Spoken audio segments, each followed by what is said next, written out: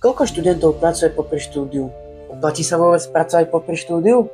Koľko si môže taký priemerný študent zarobiť peniazy? A kde vlastne môžem všade brigádovať?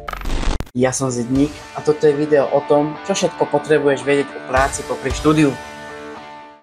Väčšina študentov v Európe brigáduje počas štúdia a Slovensko nie je výnimkou. Odhliadnúť od preplnených študijných plánov, množstva skúšok a termínov na dokončenie projektových prác, chodí do práce popri štúdiu čoraz viac študentov, aby mohli financovať svoje štúdium a nazbierať prvé praktické skúsenosti.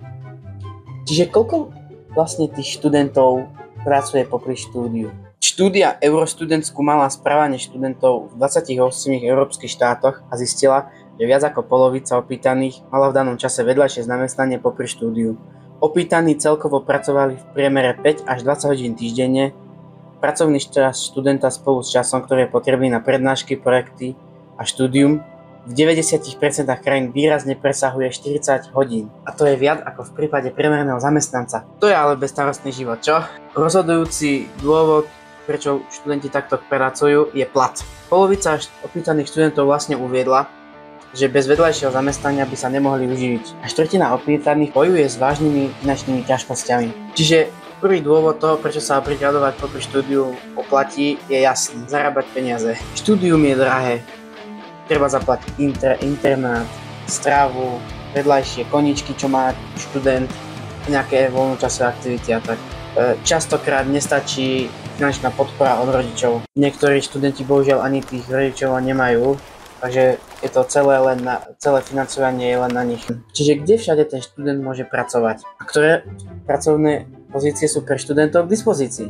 Študentom sa ponúkajú viaceré možnosti popri štúdiu.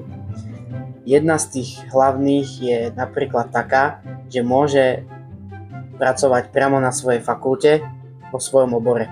Ak študent pracuje vo svojom obore, naberá tým nielen plat, peniaze, ale naberá tým aj cenné skúsenosti do svojho budúceho povolania. Toho povolania, ktoré študuje. Čiže to má viac len jednu výhodu.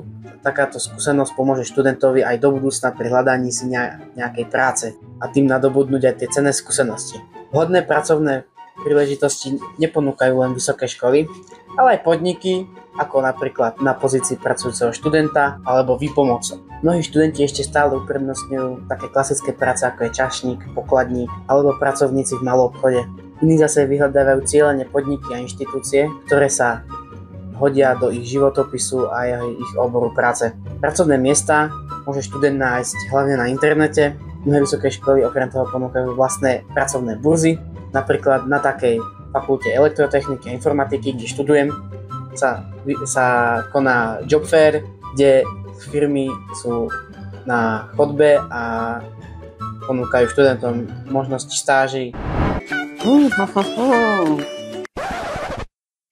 Vysledujete moje videá a ešte nemáte u mňa odber? Tak to hneď zmente, tuto dole tlačítko odoberať. Vyjadrite tým svoju podporu a vďaka tomu tento kanál rastie. No čo, už ste to stlačili? Výborne. Tak ja sa môžem vrhnúť na tento fajný Hemendex a pokračovať vo videu. Dobrú chuť. Koľko hodín vlastne študent môže pracovať popri štúdiu? Ako to je vlastne v tom zákone? Počas semestra to samozrejme závisí od toho, ako má študent rozvrh. Podľa toho si to prispôsobí tú prácu. Avšak počas prednáškového alebo skúškového obdobia, počas semestra študent pracuje toľko, koľko mu rozvrh dovolí. Cez prázdniny študent nemá žiadne obmedzenia a môže pracovať koľko len chce. Závisí to len na tom, na akom úväzku sa študent a zamestnávateľ dohodnú. Či už to bude na skrátený úväzok, alebo na brigádu, alebo na dohodu, po prípade na živnosť.